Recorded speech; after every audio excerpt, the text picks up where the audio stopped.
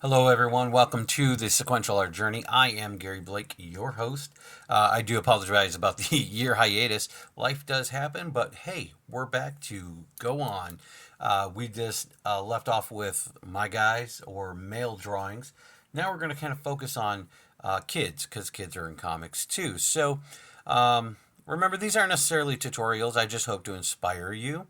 Um, and by that, let's just go ahead and get started. Now, one of the things I noticed with kids is that, you got to draw them a little different than the adults. But something I'm working on is trying to make myself a little more consistent in my style so that it meets with my comic book characters because I, I tend to draw these kids in a different style than I draw my adults.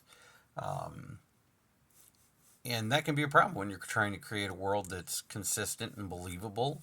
Um, you want characters to feel like they fit together. Hopefully, with this new arm here on the camera, I actually recorded this video earlier in the week with a different camera, and the stand broke on me that holds it to my desk. So I had to wait for a new stand to come, and so that I could record it again and get you guys what I'm going to do here. So it tends to be, when you're drawing an adult, they have the thicker necks, they have the the more robust body, and then again, if you remember from my gesture videos, we're keeping with that shape.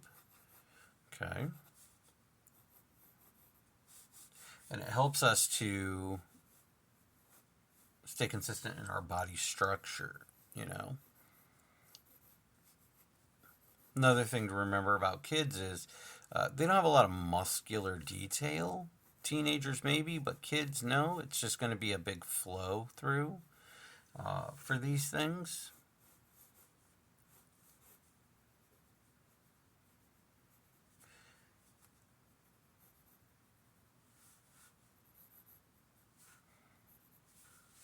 All right.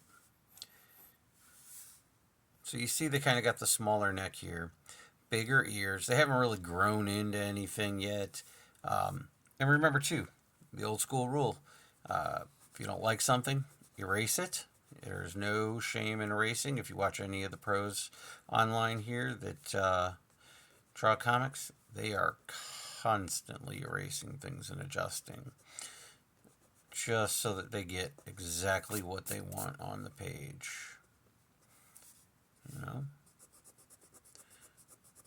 And that's the goal for us too, right? We want to get what's in our head on the page and make sure we are communicating our characters in an okay manner. Now, I'd put this kid maybe around 7 or 8 years old, maybe even a little older. Let's see if we can't go a little younger. And again, with my heads, and we'll get into drawing heads themselves, I believe, in one of my future videos, um, and kind of look at that process that I go through. So again, this is probably a better example. I tend to go just way too cartoony um, with my kids.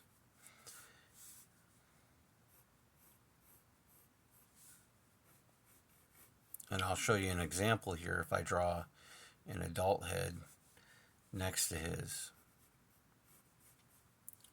And so this is still something I'm working on. So if anybody else actually out there has pointers or tips or can point to another video of another artist that's really good at drawing children, I would love to see it.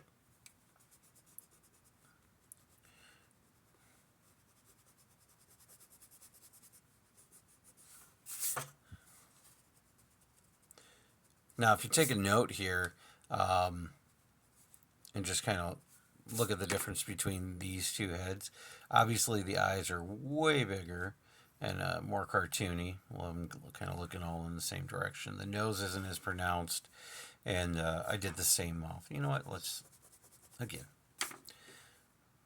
We don't have to do that.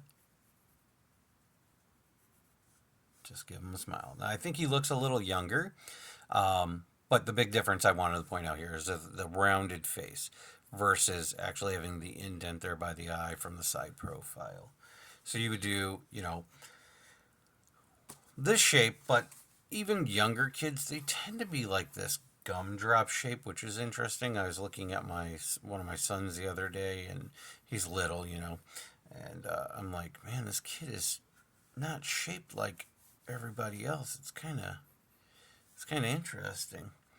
So it's definitely something you want to pay attention to in nature, or if you have kids, or you got nieces or nephews, or anybody you're seeing that's a kid.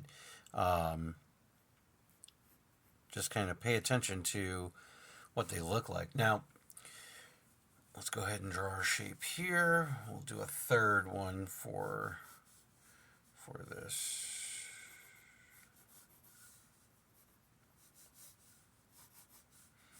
So we're gonna go here.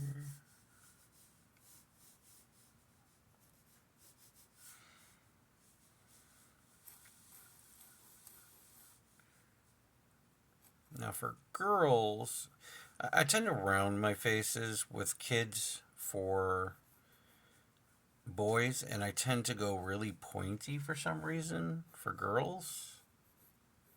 I feel like that kind of accentuates it. Now, when you're drawing like a superhero, a male superhero, um, the jagged, rigid jaw tends to be, what you're really going for. So, um, and again, I do the bigger eyes for the girls as well. Um,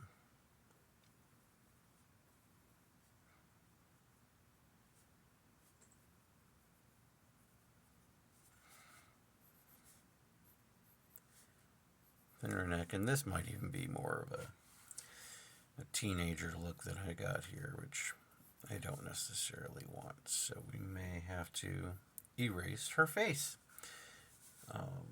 But let's see what we can do.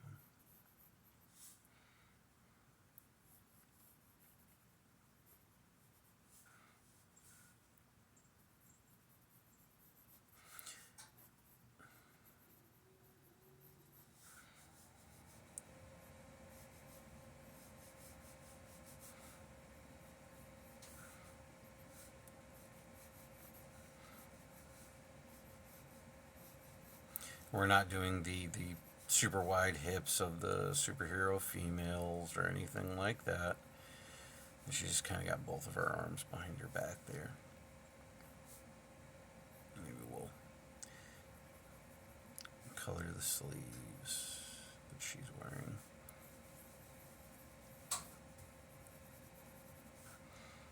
Put some put some shorts on her. Yeah, I think it's more. It's too much of an adult face for me here. I don't know. I want to try and do something a little different. So again, don't be afraid to erase. I know the video's shaking. I apologize. Still trying to get used to this new stand. And for the girls, for the boys, it's always going to be the bigger ears. They're still trying to grow into them. If you look at little kids, they definitely have uh, major proportional differences. There we go.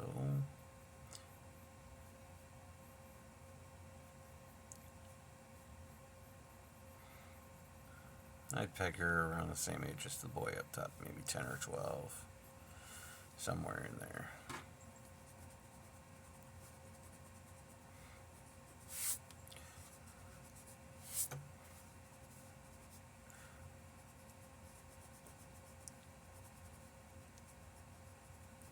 So what do you guys think? All right, well, this is just the first video of many, now that I'm back in the swing of things here. Just wanted to pop on, get this video on for you guys, hopefully. And thank you to everybody who stuck around, who subscribed and is still subscribed. I hope you do still get the notification from this. But yeah, gosh, thank you everybody for sticking around. We're going to go over some more. We're going to kind of move on to faces, cartoon faces, comic book faces. We'll get into a little more detail on this in the next video. But thank you for following the sequential art journey. Have a great day.